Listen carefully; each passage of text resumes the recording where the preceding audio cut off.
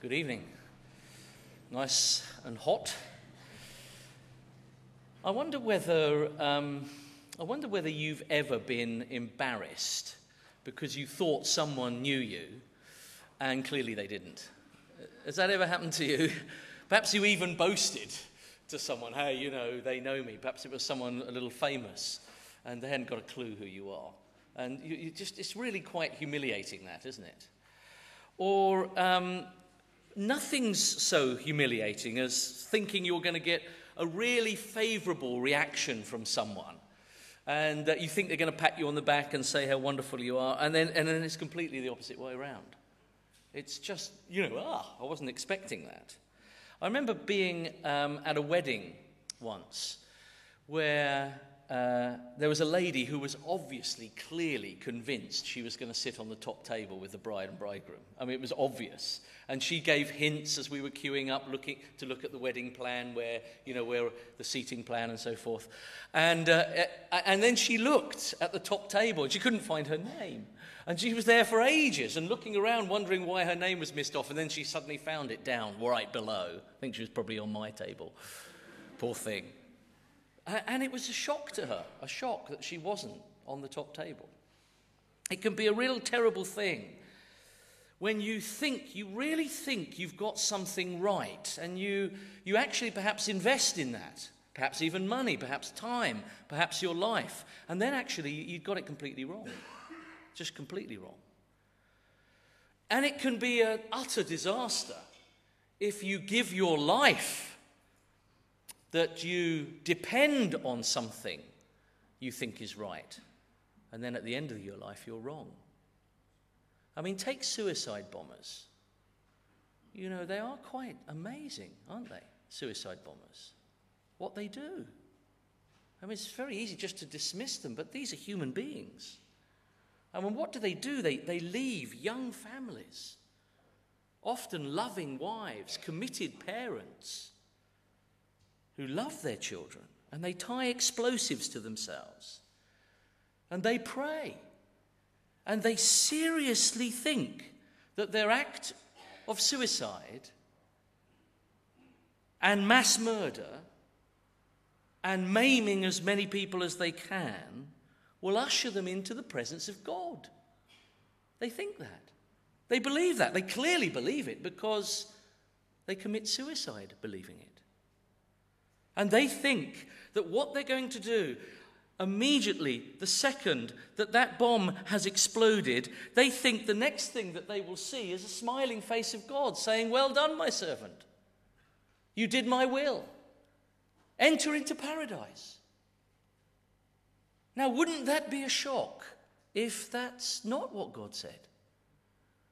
Wouldn't it be a shock that they laid their life down, and the second after the explosion, God said, I don't know who you are, you evil murderer, away from me. They're expecting one thing and getting another, wouldn't it be? Well, here in this parable that Jesus tells in Matthew 18, it is a remarkable little story that Jesus tells. He tells about this awful experience. And it's the worst experience that any one of us in this room could ever have, thinking that God is going to smile at us and be pleased with us, and that we are really right with him, in a right relationship with him, and that it's thumbs up from God with a smiling face, thinking that will happen, but actually being totally and utterly wrong about that, and living with that lie. That's what this story is about that Jesus tells. See, there are many people, and many people that go to church, and perhaps even here tonight. Many people that think they're on the road to heaven, but in fact actually are on the road to hell. That's what this parable is telling us, this story of Jesus. Many people that will have or want chiseled on their gravestone, gone to a better place, gone to glory, resting in peace, passed over to a better world, whatever it is, and actually won't be in that place at all. They'll be shocked, expecting one thing, getting another. This story that Jesus tells is in response to people who think they're all right. who expect the smile of God. Look at sentence 9. Luke chapter 18 and verse 9. Listen. To some who were confident of their own righteousness, that's their own rightness before God. To some who were confident of their own rightness and looked down on everybody else, they're so confident that they're the good ones, God is going to smile at them and God is going to frown at others. Jesus told this parable, this story. Right, let's have a quick look at it. Two people in this story, two types of people. And first of all, under these sort of two people, you get the great contrast between these two people. I mean, the two men in this story, there's a tax collector and then there's this Pharisee. They really represent sort of other ends of the spectrum, if you like. They're sort of like north and south and east or west. They're completely different. There's a massive contrast between these two. You've got to get that. The Pharisee is a very, very religious person. He's a religious leader. He'd be very pious.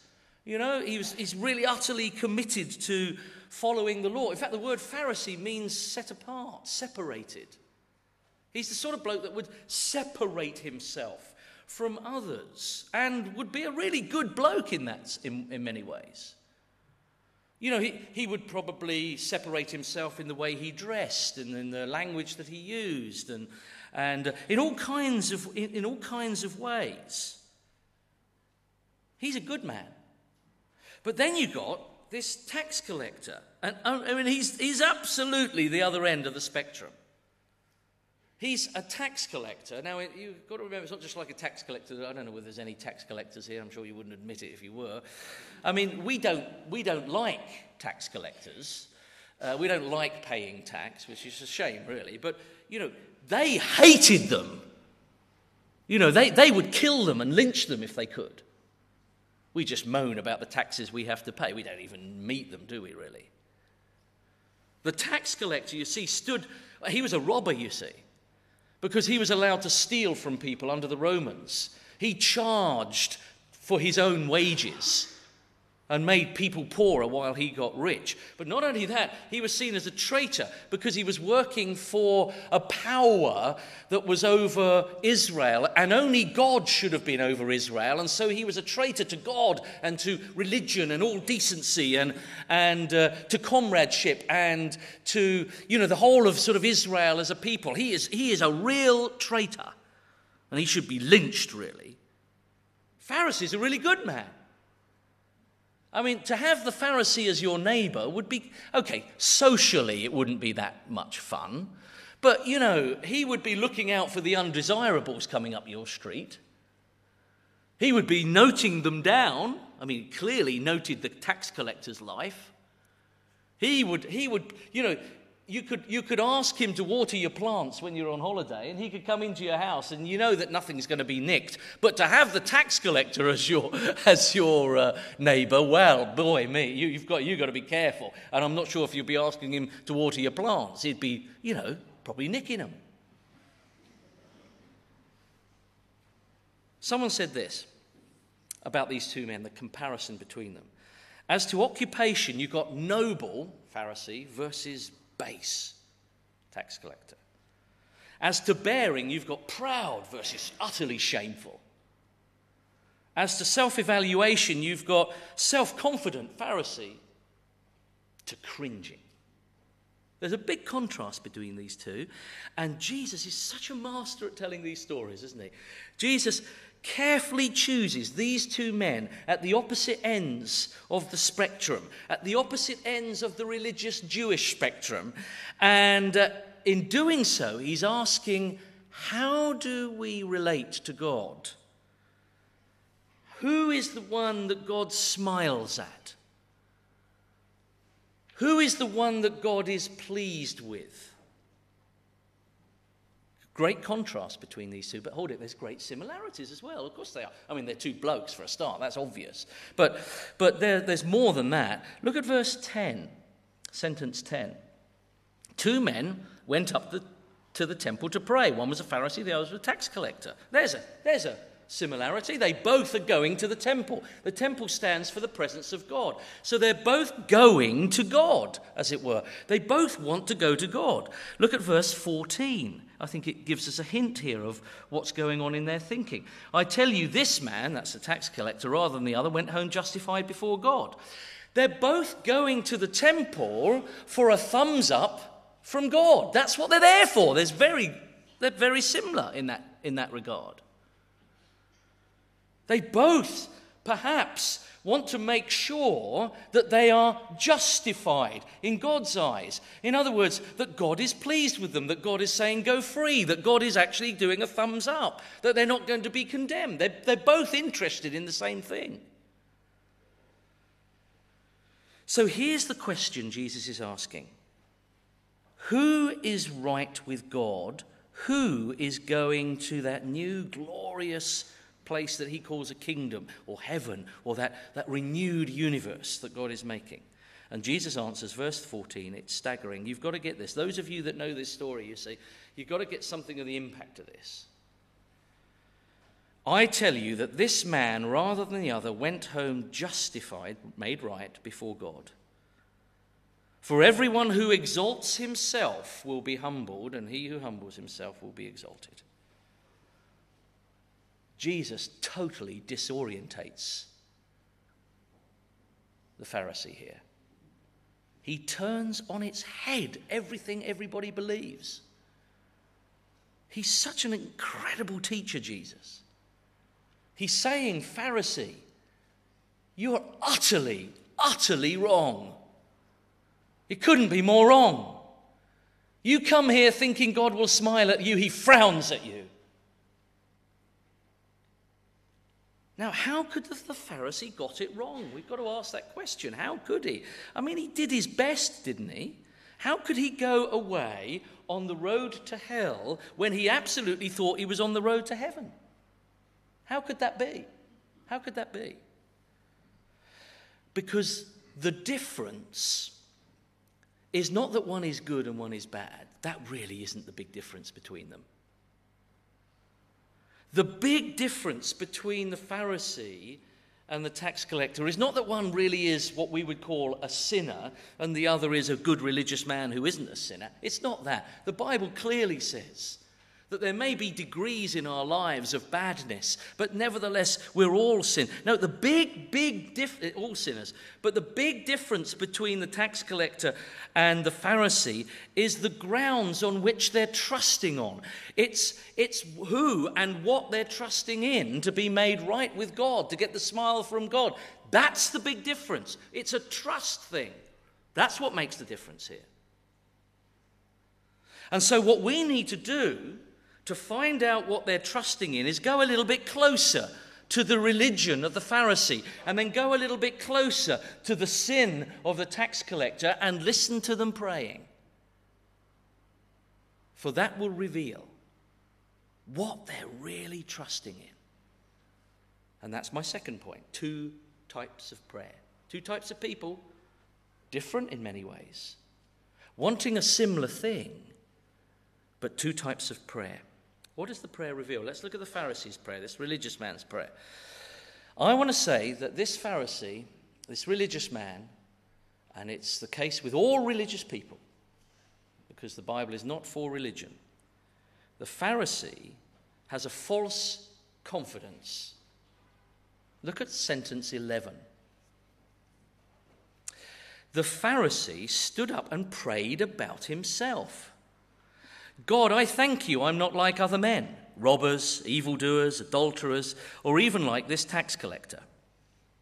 It's interesting that because this was originally written in Greek language, and you could translate this, or the actual Greek here, when it says the Pharisee stood up and prayed about himself, it really says the Pharisee took up his position. You see, we're getting to know this bloke a little bit more now we've moved in. In other words, he posed himself. What we've got going on here is a public performance going on. He's taking up his position. He would have worn all the right gear and stood in the right posture, but that's what he's doing. He's posturing himself. He's taking up the religious position. He's looking very holy and very godly, and he's looking like the sort of person in his dress and in the way he stands and in his positioning, the sort of person that God would surely give a thumbs up to. I mean, he's really dedicated, isn't he? Look at him. And so he's very, very confident that God will be pleased for him because he takes up his position. You know? It's like that lady at the wedding. You know, she's saying, I'm going to be on the top table. She takes up her position. She's looking for her name on the top table. And, she's absolutely confident. He's confident. And when you're confident, you take your position up. You stand upright. You're confident. He's confident. Look at verse 11. He prayed about himself, it says. That's how confident he is. Look at it. He prayed about himself. Now, what that's telling us is that his focus isn't on God when he goes to the temple. His focus is on himself. In fact, the first word he uses in the prayer is God, and then he sort of dumps God and takes the word I up. I mean, look at it. God, now get rid of him. God, I thank you that I am not like other men, robbers, evildoers, adulterers, or even like this tax collector. I fast twice a week and give 1/10 of all I get. You see, the I is becoming the center. And the phrase prayed about himself in verse 11, from the original, which was written in Greek, as I said, the phrase prayed about himself could equally be translated prayed to himself. So he prays about himself and to himself. That's what's going on here. This is a soliloquy. This is him talking to himself. If you like, it's a bit like the pep talk that an athlete does before a race. They talk to themselves, they mumble, you see their lips going, come on, you'll be all right, come on, you've done all the training, come on, you've done all the warming up, come on, you've eaten all the right pasta or all the right food, come on, you've beaten that one before, you've beaten them all before, you're at peak condition, come on, see the end line, come on, go for it, come on. And that's what's going on here in the temple. The man goes up to pray and he's just talking to himself. It's staggering. He goes to the temple, God, to talk to himself. And look what he says, verse 11 again. The Pharisee stood up and prayed about himself, or talked to himself. God, I thank you that I am not like other men, robbers, evildoers, adulterers, or even like this tax collector. I mean, can you imagine this? Going to God and talking to yourself.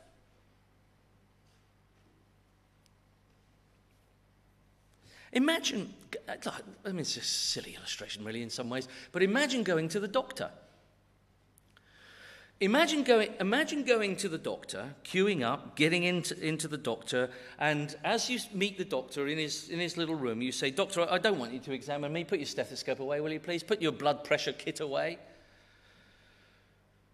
Just sit down. I'm just here to tell you that I've examinated myself and I'm in A1 condition and I'm better than that lot out in the, waiting room. Look, miserable bunch of horrible, diseased people.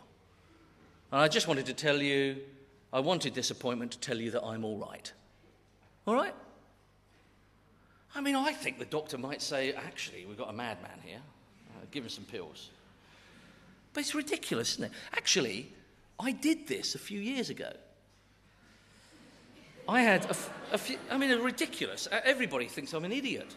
I had some heart trouble. It was all going at funny beats and all of this sort of stuff a couple of years ago. And it was probably about 3 years ago now. And I had to go, was it an ECG, is it? What do they call it? I had to go for a heart scan thing. And the doctor said, oh, yeah, you better go for that. And I went to the hospital, and I went for that. And I looked at it. It didn't seem to do the bits it did when the woman was scanning me, even though she went on for ages. Reams of this thing.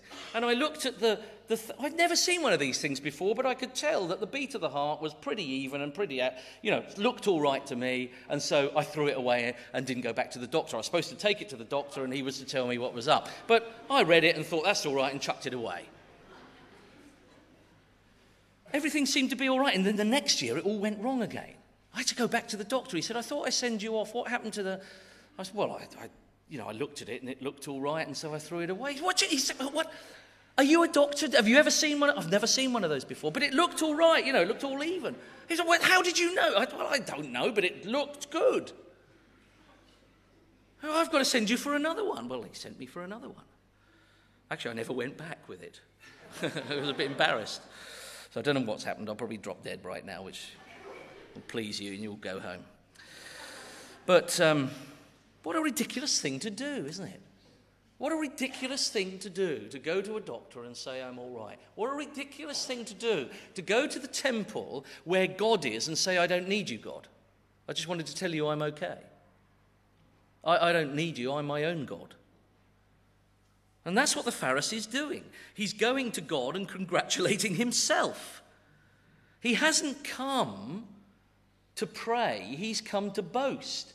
He hasn't come, he never asks for anything. He doesn't ask God for anything because he doesn't need anything in his eyes. So verse 14 tells us all about the prayer that he prayed about himself. Verse 14 says Jesus, I tell you that this man, that's the tax collector, rather than the Pharisee, went home justified before God. And this is the explanation. For everyone who exalts himself will be humbled, and he who humbles himself will be exalted. Jesus says he's standing there praying to him. He's got a false confidence, and he's got a self-confidence. I mean, look at verse 12. It's quite interesting because he goes out, it's brownie points, all the good things he's ever done. In fact, he talks about him fasting twice a week. In the Old Testament, you were only ever asked to fast once a year on the Day of Atonement, once a year. But he's done 103 more times. That's pretty cool, isn't it, God? If God wants me to fast once a year, I've done it 103 more times. So surely God's a big thumbs up there, isn't it? You see, instead of being a debtor to God, God's a debtor to him. 104 times I've done it. 103 times over. You owe me, God. Just wanted to remind you. Do you see how he treats God? And Jesus says it's possible, it's absolutely possible to come to church thinking that you have met with God, going home thinking that you have met with God and you haven't. You've just met with yourself.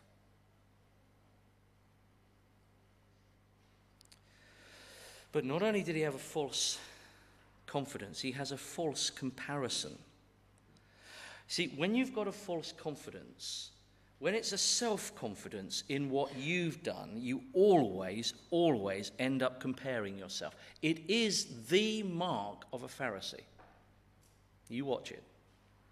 You'll always end up comparing yourself favourably to other people. Because when you rely on yourself, you've got to get some confidence somewhere, and so you want to boast a little bit, and you have to knock down people. Okay, your hands might be up. You might say, okay, I'm not perfect, but I'm better than him. It's the mark of religion, and it's the mark of Phariseeism, and it's the mark of the thing that Jesus hates. So verse 11, God, I thank you, I'm not like other men. That's how he puts away his guilt.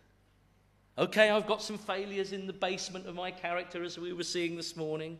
Okay, you can get a whiff of them every now and then, but I'm not like other men. I mean, I do this, that's right, but I'm not like other men. I'm not like him. And that's what people will always do. But the standard of rightness in the Bible is not other people. It's not other people.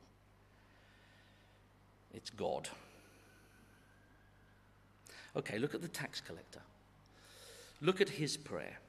You've got one prayer, it's self-confident, it's a false confidence, it's a false self-reliant, it's a false comparison with other people. But the tax collector's prayer is totally and utterly different. Look what the tax collector, he didn't pose. He doesn't pose. He doesn't stand up there and say, hey, I think I'm doing all right. Look what it says in verse 13. But the tax collector stood at a distance. He knew he didn't even really deserve to be there. He's ashamed of himself. He doesn't even look up to heaven, it says. He beat himself. But the tax collector, verse 13, stood at a distance. He would not even look up to heaven, but beat his breast. It's a profound emotional distress. It's someone that's cut up. Oh, I am rotten. I don't really deserve to be here. So he's right at the back. He's at the distance. He's sneaking in. He's looking down. He's trying to cover up, as it were. But he's absolutely broken. And yet he's entirely dependent on God. He's gone there for God to do something. God, have mercy on me, a sinner. Now again, in the original language, it's much stronger than we have it there. It says, God, have mercy on me, the sinner. I am a hopeless specimen of humanity. God, it's awful, but your viewing of me can only be that I am a failure, but more than a failure. I'm a rebellious person. I've taken all the wonderful things that you've given me, God, and I've used them and abused them and not thanked you and done my own thing. I am the sinner. I'm a sinner. I am rotten. And he's beating his breast. And that's the first step to a relationship with God.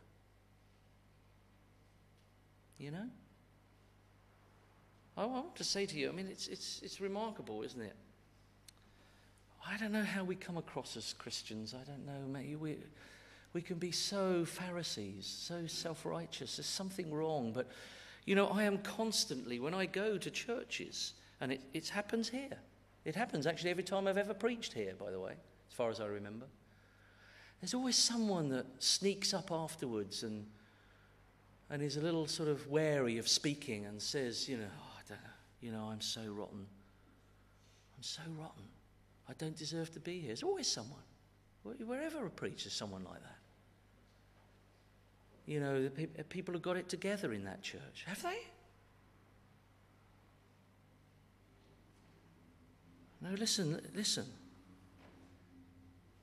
The first step, can I say to you, if you feel like that, that's the first step to a relationship with God. You're rubbish.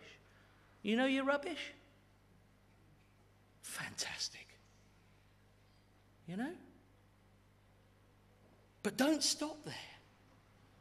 Don't then become sort of self-righteous in your rubbishness. It's so easy. It's a weird thing. We can be sort of, I'm more rubbish than you. It's such a strange business. No. Don't stop there, and don't just sort of feel secure in your rubbishness. No, what does this man do? He realizes he's nothing. He beats his breast. He doesn't even look up, but he pleads for mercy. For mercy. He pleads for mercy. And it's not just a general word, be merciful to me.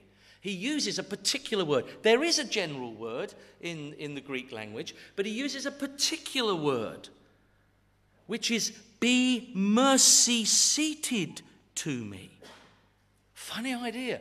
Be mercy-seated to me, God. You see, what happened in the temple was that, we were seeing something of it this morning, there was this holy place where God was represented, where only a priest could go in once a year on this day of at-one-ment, being at one with God, and he had to do all kinds of sacrifices to get in there, and he could only go in where the presence of God was. But in there was this box which contained things like the Ten Commandments. And on this big sort of box, it was called the Ark of the Covenant, on this big box, it was covered with gold. And there were two angels that were sort of bowing over with their wingtips almost touching. And they were looking down into the box. And it was there that the presence of God was sort of pictured being. And it was almost as if God would look down with the angels into the box and see that you and I have broken the Ten Commandments, the laws of God. We've easily broken them. But on this gold layer where the angels were, where the presence of God, it was called the mercy seat. Because it was there that you sprinkled blood, the blood of an innocent sacrifice that covered, that took the punishment, the death for the breaking of the laws of God. And it was there that the lamb's blood was spread so that when God looked down, he saw an innocent life as the sins had been dealt with. A sacrifice has happened and God was pleased. God was pleased. And that's the word he's using. Be mercy seated to me. Now, all of that was a picture of what Jesus did on the cross. This is why Christianity is just so amazing. That God has come into this world and been mercy seated, provided the place, taken the punishment himself in Jesus on the cross. So that our sins are covered, so that our sins are forgiven, so that our guilt and our foul heart is cleansed and made new. This is amazing. And that's what he's praying. God, I am a sinner, but be mercy seated to me. Send a sacrifice to die. And he's looking forward to Jesus dying on the cross. You actually get this in this chapter in verse 31 where Jesus talks about going to the cross. And so verse 13, humility, knowing you are rubbish, is essential for salvation. Only those who know they need a mercy-seated God go home right with God. Only those. Only those. Thirdly, there are two types of responses. Verse 14. I tell you this. I tell you that this man, the tax collector, rather than the other, went home justified before God. For everyone who exalts himself will be humbled, and he who humbles himself will be exalted. You go through a tour of the Bible. And the proud and the self-righteous and those who think they're good, they never know the presence of God. Never. I mean, we saw it in the prophet Isaiah. You know, there he is, this great prophet Isaiah. He falls down on his face and he says, woe to me, I'm ruined, I'm a man of unclean lips. He knew the presence of God. You go to Peter, the great, apostle, disciple of Jesus. When he meets Jesus, he says, go away from me, Lord, I'm a sinful man.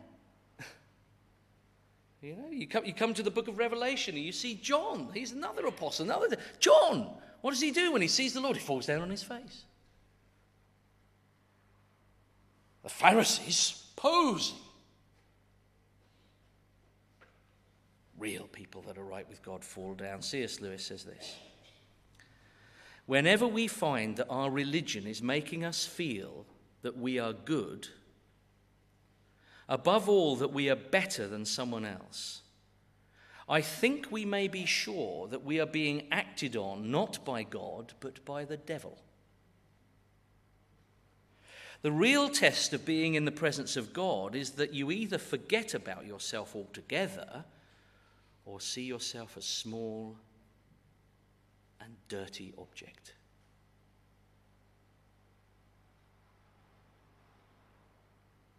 Everyone who exalts himself will be humbled. This is the lesson Jesus wants us to hear. Somehow,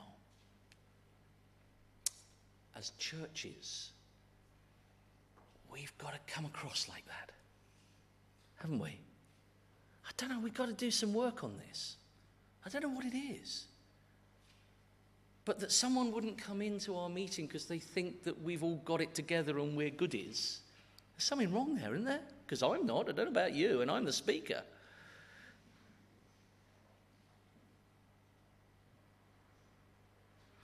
Jesus, the most holy,